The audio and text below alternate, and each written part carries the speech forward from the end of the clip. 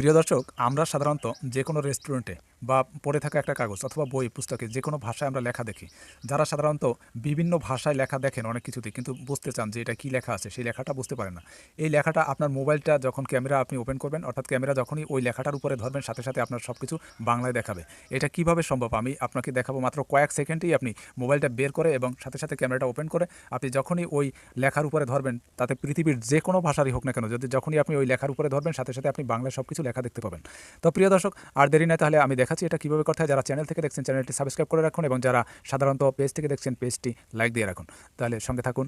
ওকে, আপনার মোবাইল স্ক্রিনে চলে যাবেন, তারপরে আপনি গুগল প্লে স্টোরে যাবেন। প্রথমত আপনি আপনার ক্যামেরায় চলে যান, ক্যামেরায় দেখুন আপনার এই লেন্স আছে কিনা।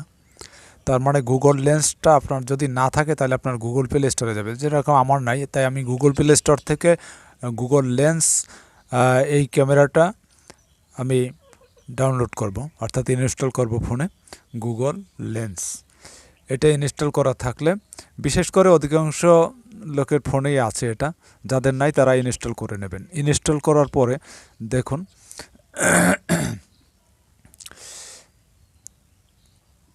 এটা অনেক বড় সফটওয়্যার না, খুবই ছোট একটা সফটওয়্যার। তো দেখা যায় এই সফটওয়্যারটা যদি ইনস্টল করা থাকে, এতে কিন্তু আপনি গুগলের অনেক কিছুই সুবিধা ভোগ করতে পারবেন।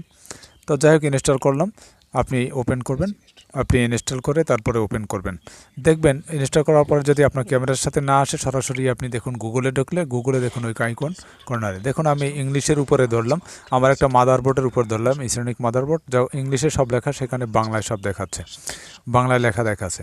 দর্শক, ভিডিওটি ভালো লাগলে অবশ্যই শেয়ার করে দেবেন। ধন্যবাদ।